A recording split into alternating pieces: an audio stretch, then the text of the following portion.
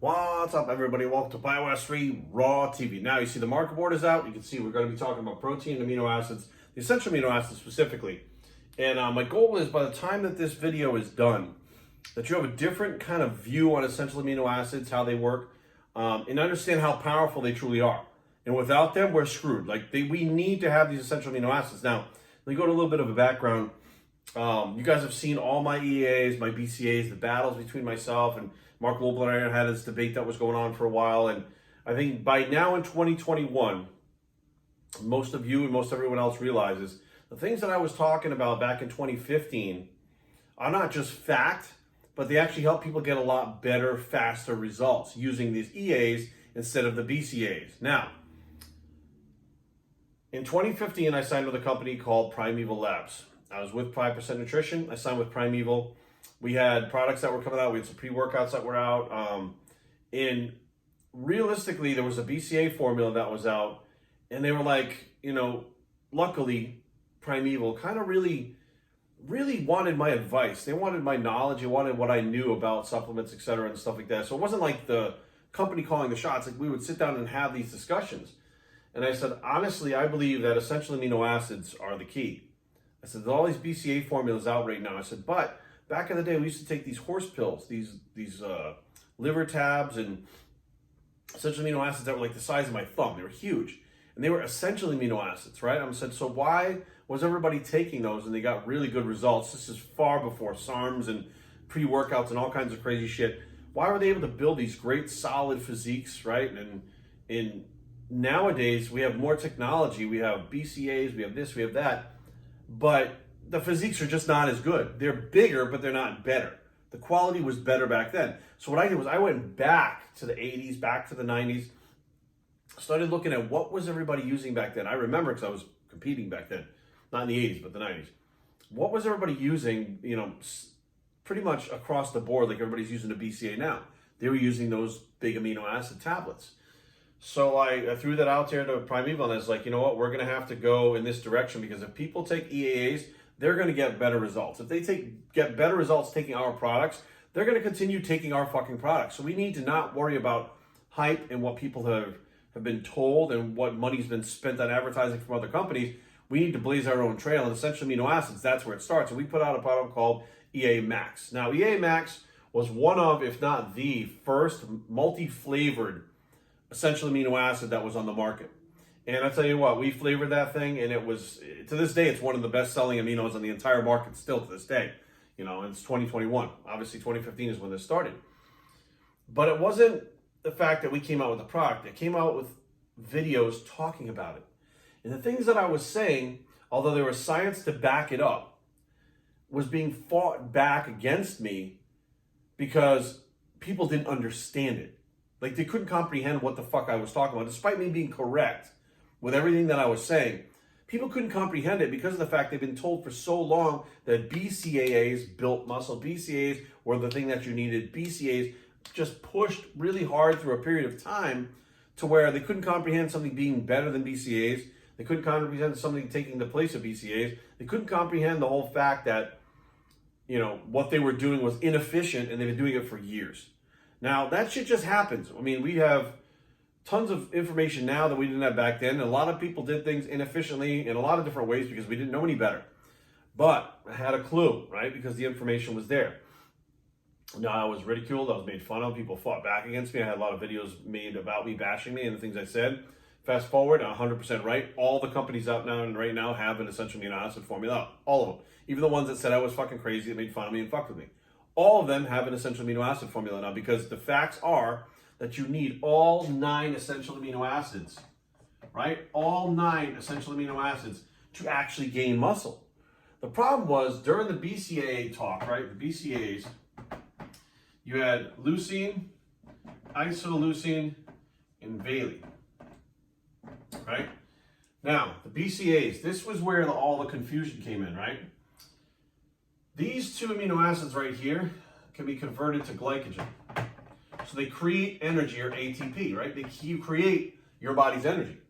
So that's great if you're trying to build muscle, because your body, if you run out of carbohydrates for some reason, instead of tapping into muscle tissue, it's going to use those to create glycogen to to make ATP to store or to spare that protein on your body, spare the muscle tissue, right? Which makes total sense. And then what they were doing is saying, okay, leucine, that's the one right here. This begins the muscle protein synthesis activation, right? This stops muscle protein breakdown, right? This all happens because of this.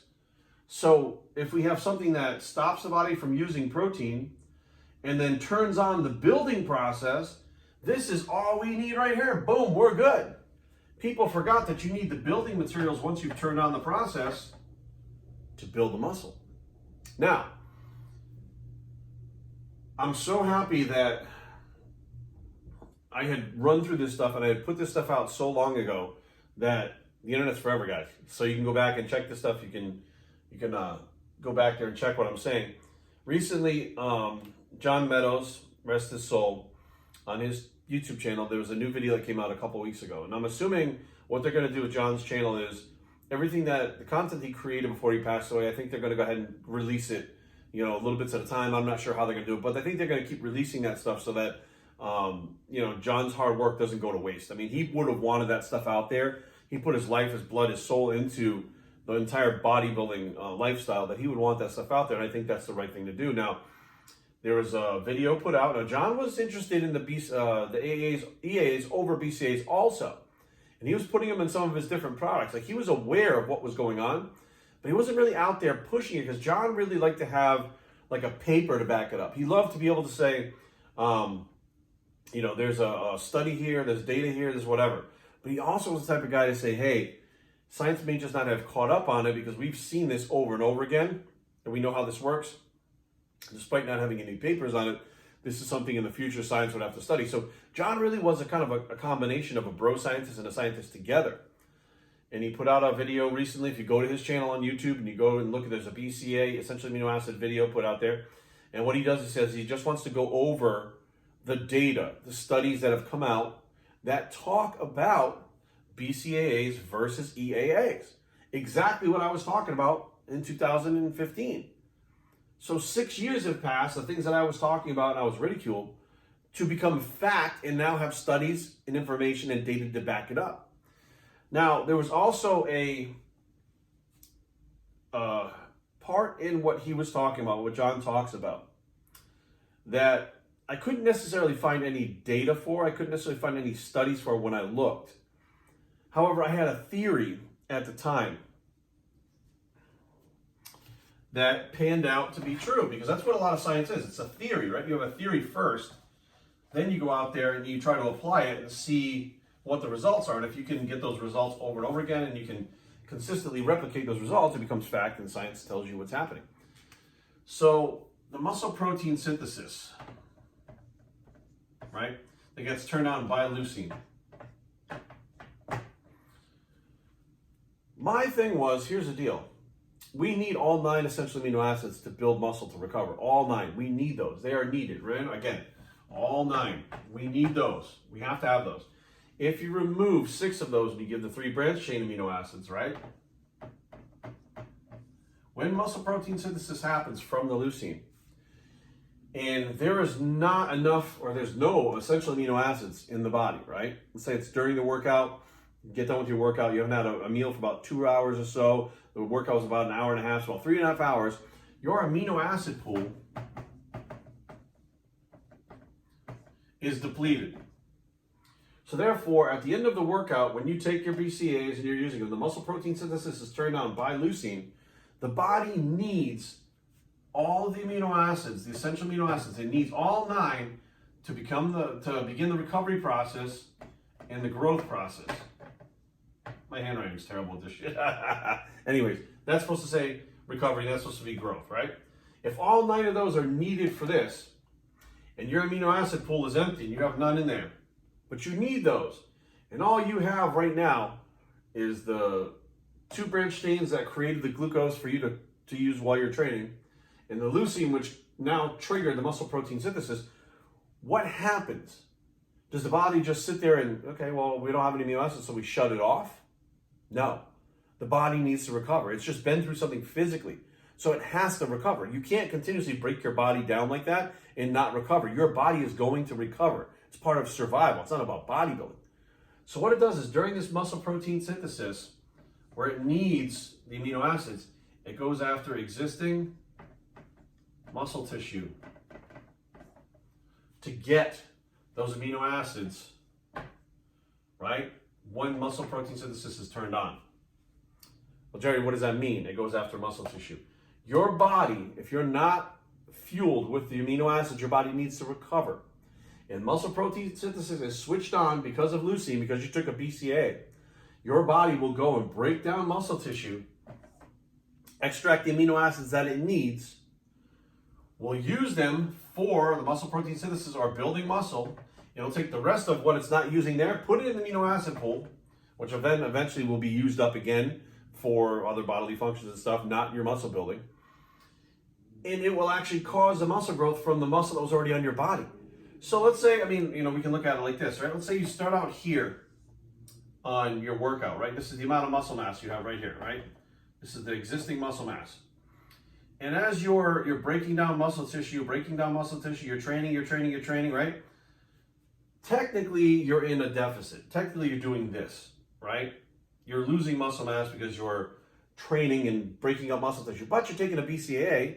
So what's happening now is those amino acids that you're turning into glucose using as energy is keeping you right here, right? So you're eliminating this drop, which is good because you don't want to lose muscle. You don't want to break down muscle tissue to the point where you can't rebuild it.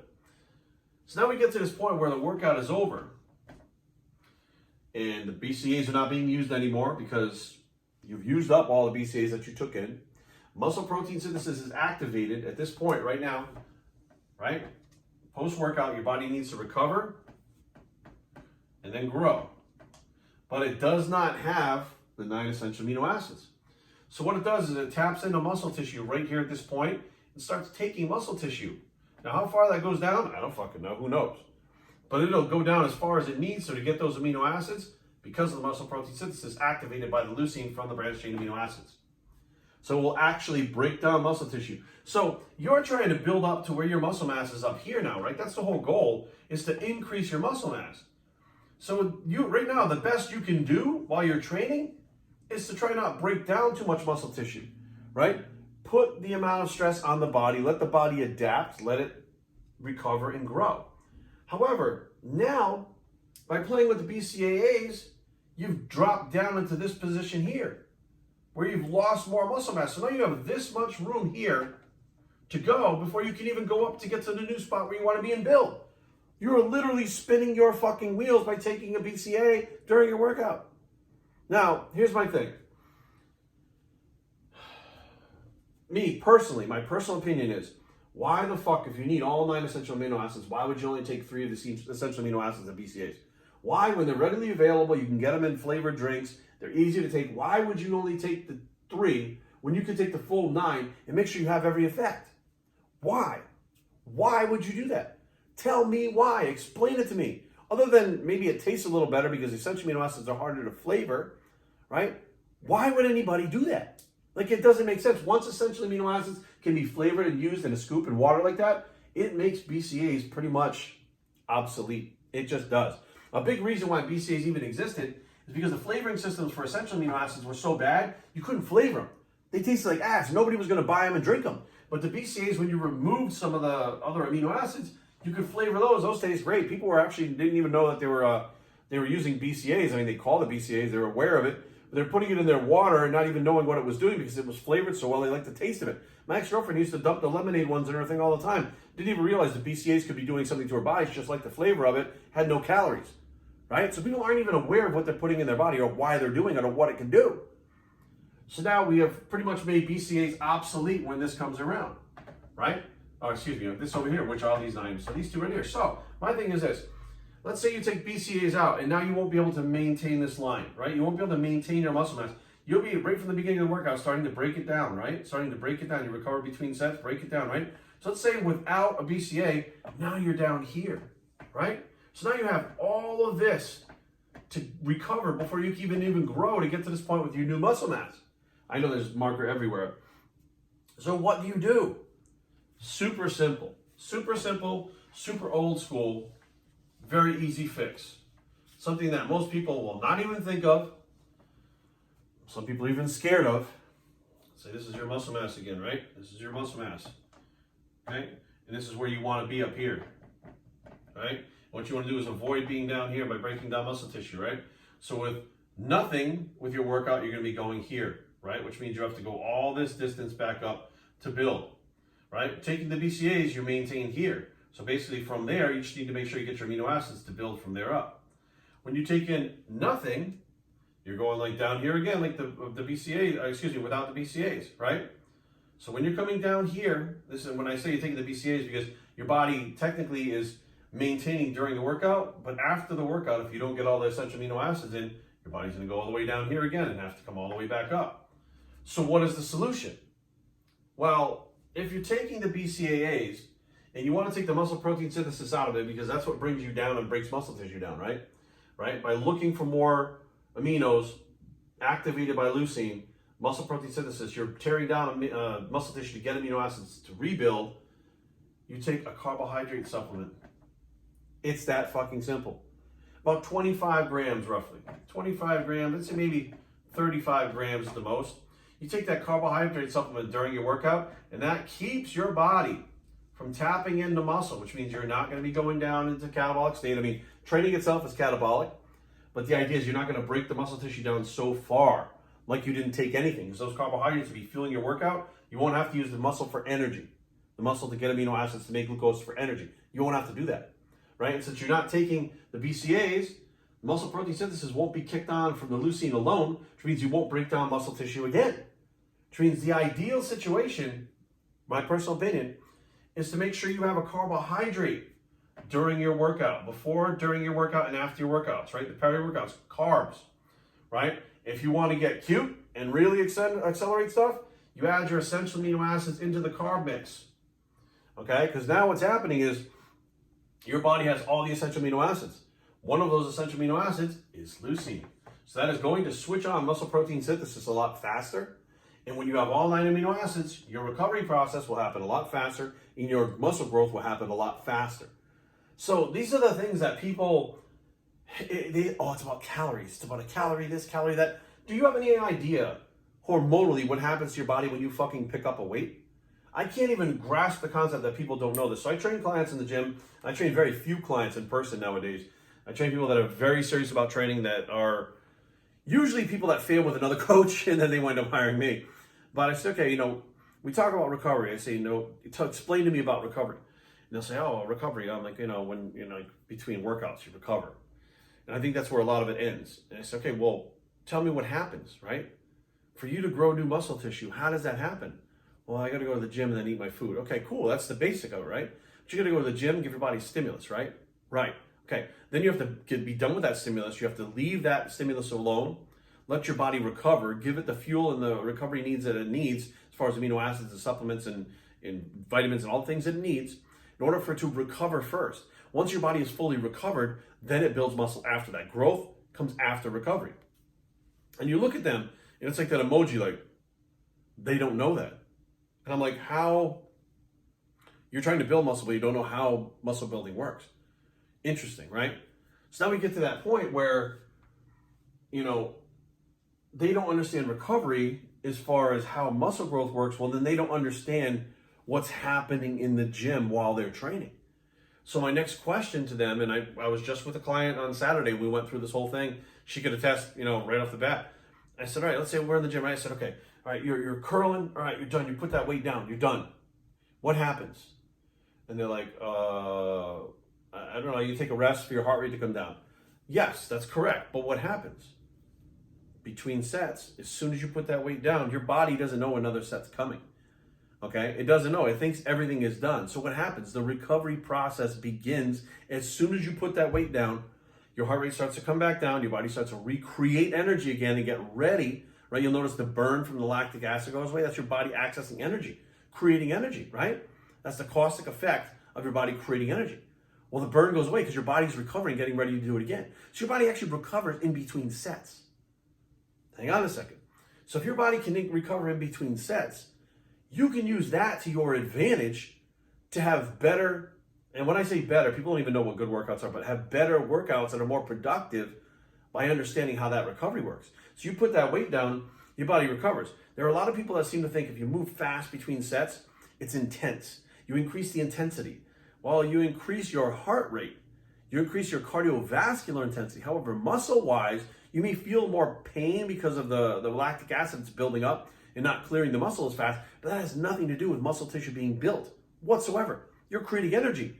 There are a lot of people out there that fucking can train and get a burn every time and not build an ounce of muscle. So here we are again, right? How do you build muscle like that? How do you build muscle faster with that recovery process? So you put the weight down, the body starts to recover. So if you put the weight down, you pick it up 20 seconds later, and you start to curl again, what happens? You fatigue even faster, right? Now, some people would go, oh, that's probably a good thing, because if I can fatigue faster, then I'll get a better burn, I'll get a better pump, I'll have a better workout. Well, what do you think is better? Because if you pick that weight up after resting for like 20 seconds, how much weight will you be able to use to stimulate that muscle again? A stronger muscle is a bigger one. Training within the hypertrophy range, 10 to 12 reps, that is going to be where your best gains come from. But if you can't use a weight that will be heavy enough to stimulate those reps and the muscles in those reps, your body's not going to grow efficiently. It's not going to grow quickly. So what happens is you take that dumbbell, you put it down, you rest 2 to 3 minutes. When you go to pick it up, not only will you be able to use the same exact weight, but you should be able to pyramid up in weight. So you get to your max working set, and then try to maintain all the sets for your max working sets with the same weight, if not going up. That is how progression works. Progression doesn't work where you run around the fucking gym like a madman, resting 20 seconds in between trying to get a pump, and then you leave the gym thinking you did something. Like, yeah, you got a pump. Great, terrific. You got your heart rate up. Great, that's great for exercise. We're talking about building muscle faster. So the body recovers between sets. If you can get a body to recover properly between sets, you can train harder every set. Every set that you do in the gym will be more productive out of the gym if you're making it productive in the gym. There's so much more that goes into this stuff that I think the average person and a lot of coaches and stuff don't really know. They don't know. They don't fucking know. And I don't know why, because it's like basic shit. But this stuff, it fascinates me. It absolutely fascinates me, and it has my whole life.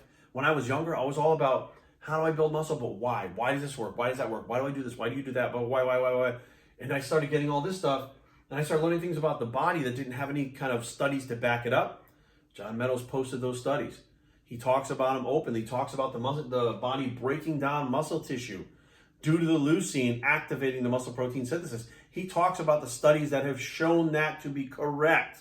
The stuff I was talking about in 2015 that didn't have any data, didn't have any studies, because of a theory I had based on how the body works outside of bodybuilding, and then the things that I was seeing with bodybuilding, and then bridging them together, which is what bro science is, and saying this is what's happening. I was a fucking quack. I was an idiot. I was a bro. I was laughed at. Like, you guys, you don't understand how much that shit affected me in my early years on YouTube by people pointing the finger at me and saying, you're fucking stupid, you're this, you're that. It made me delve further into these things. It made me learn more about these things. It made me more of an informed individual that I can speak on these things before the data comes out. And when the data backs it up, I can speak on them intelligently. I don't know every single mechanism of everything. I'm not a scientist, but no scientists know every exact mechanism of everything either. So that being said, guys, I'm going to leave it there. But, again, thank you for, whoever's posting on John's channel, putting those videos up. It just goes to show that, just because we don't have a paper today doesn't mean we're not going to have a paper 6 months from now, 2 years from now, 5 years from now, whatever the case may be. If a bodybuilder is seeing something that is replicated over and over again, and they can do it and replicate it over and over again, and has a theory on how that works, that is the beginning of the scientific process. That is the beginning of confirming something through data and science.